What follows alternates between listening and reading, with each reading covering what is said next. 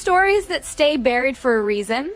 Stories wrapped in shadows, whispered behind closed doors, and locked away because the people involved never wanted the world to hear them. Well, so there's that. I think he did do that. Just still staying on your relationship with... To help them.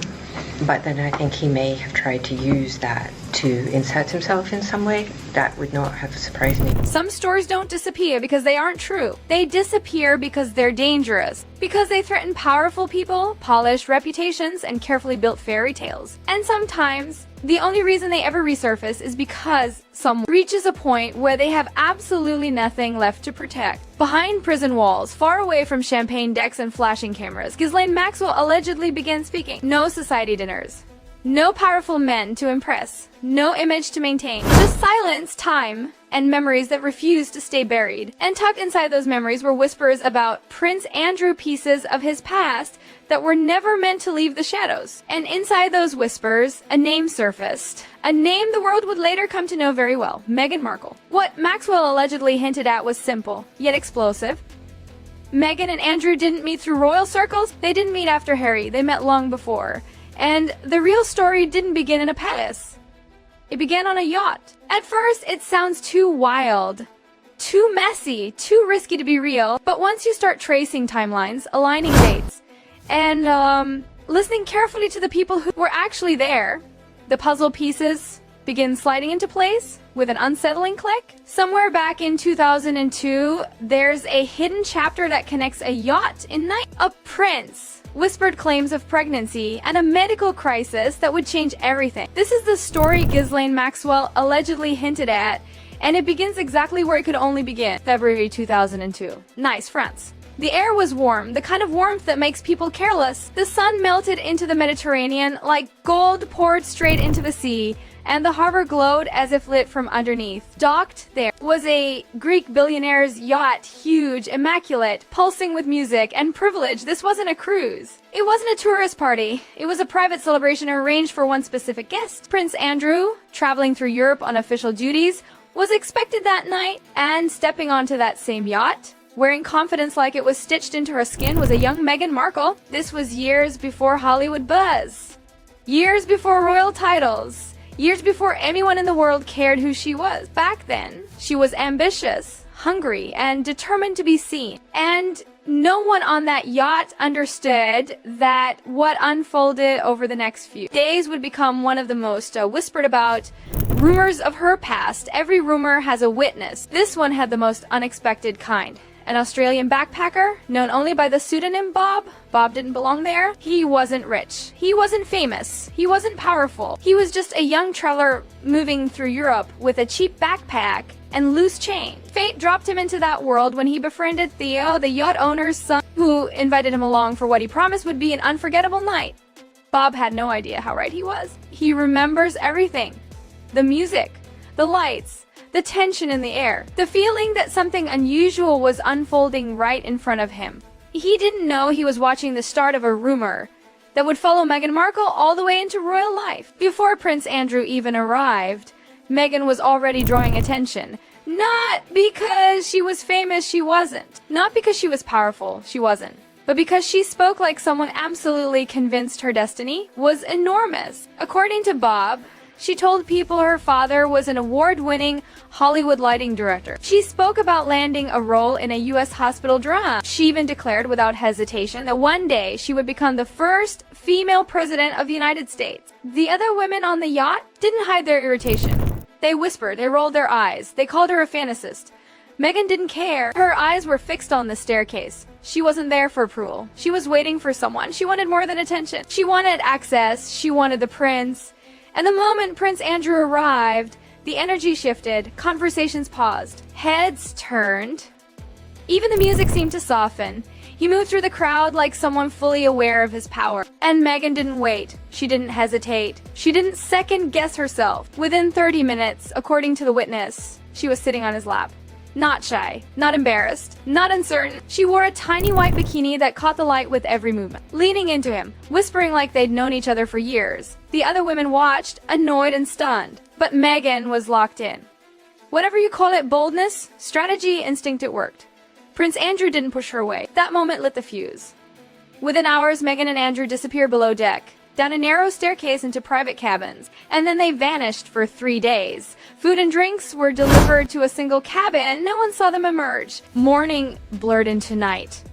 Night blurred into morning. The door stayed closed. Whatever happened behind it stayed there. When Meghan finally reappeared, she was glowing, sun-kissed, satisfied. And according to those present, she made a statement that silenced the room. "I've got my prince at last." It wasn't playful. It wasn't joking. It was a declaration. When the yacht finally docked, Meghan and Andrew left together as if nothing unusual had occurred. But everything about it was unusual. And the consequences were only beginning. After Nice, Meghan didn't treat the yacht as a one-night fantasy. She treated it as the start of something real. She stayed in touch with people from that circle. More importantly, she tried to stay in touch with Prince Andrew. Believed she had opened a door to a world she wanted desperately, and for a short time, communication continued. To her, the spark mattered, meant possibility. Then silence arrived. Andrew returned to London, royal life, swallowed him whole. Meghan called and called and called. The phone stayed unanswered. Sources claim her attempts became so persistent that staff were instructed not to put her through. To Meghan, this wasn't just being ignored, it was erasure. But she wasn't calling just to reminisce. She was calling because she believed she had life-altering news she thought would force him to respond. According to sources connected through the yacht circle, Meghan believed she was pregnant, and she believed Andrew was the father. Her calls went unanswered. Her messages disappeared into the void. And alone, she faced a decision she never imagined making without support. Sources claim she ultimately chose to end the pregnancy not out of desire, but because the man she believed would stand beside her never even picked up the phone. And then came the final blow. In the months that followed, Meghan attempted to reinvent herself again, chasing influence through new relationships. But a brief affair allegedly resulted in a severe infection. What started as something manageable escalated quickly. By April 2002, sources claim she underwent a hysterectomy. One moment she was fueled by ambition and belief in her destiny. The next, she was fighting a medical emergency that permanently altered her life. That chapter stayed hidden, locked away behind reinventions and carefully curated narratives. But the whispers never disappeared. They followed her rise. And when she eventually married Prince Harry, those who knew the yacht story noticed the tension, the avoidance, the cold distance between her and Prince Andrew. And when Ghislaine Maxwell allegedly began speaking, she didn't talk in gossip. She hinted at 3 days, a yacht, a young woman, and a prince who hoped the story would never surface.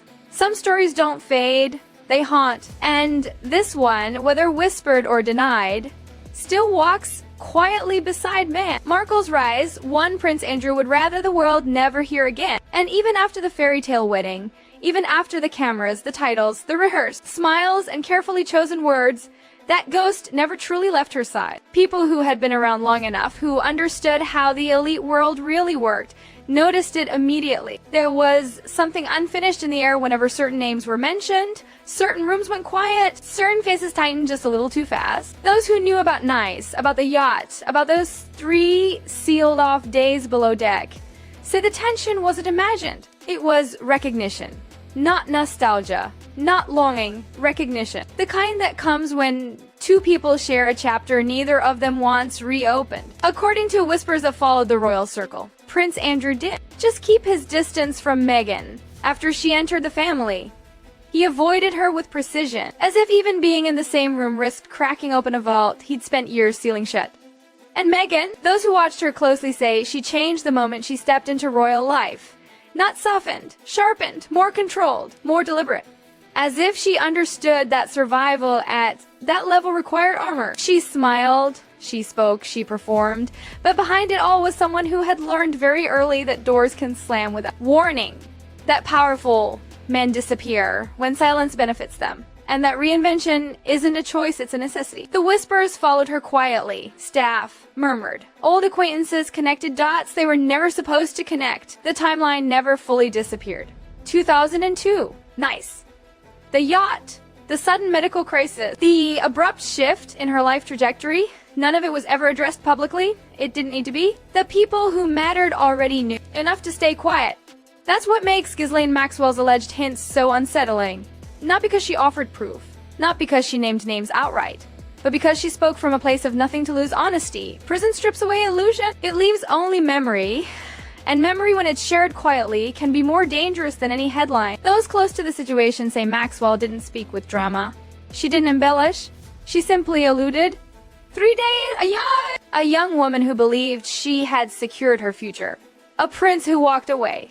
That was enough. Because for those who understand the unspoken language of the elite, implication is everything. And suddenly, the pieces people had been circling for years felt heavier. Meghan's intensity, her drive, her refusal to ever appear powerless again, her obsession with narrative control, her need to always be the one holding the microphone. These weren't random traits. They looked like survival instincts forged early, sharpened by rejection and loss that never received closure. People like to believe reinvention is glamorous, that it's about ambition and confidence and courage. But those who have lived through real upheaval know better.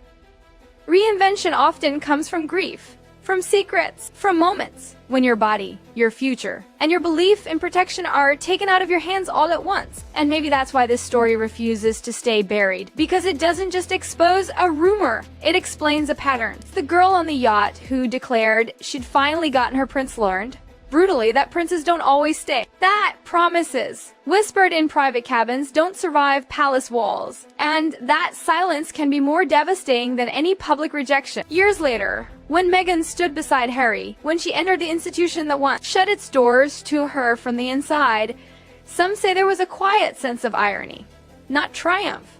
Closure, as if she had finally entered the world that once made her feel disposable, but this time on her own terms.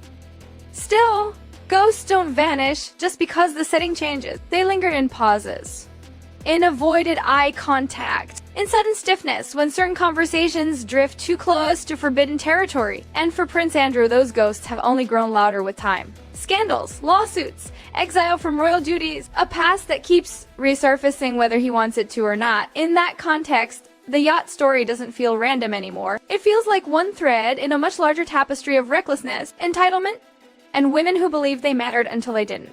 And that's why, even now, this story unsettles people, because it doesn't end neatly.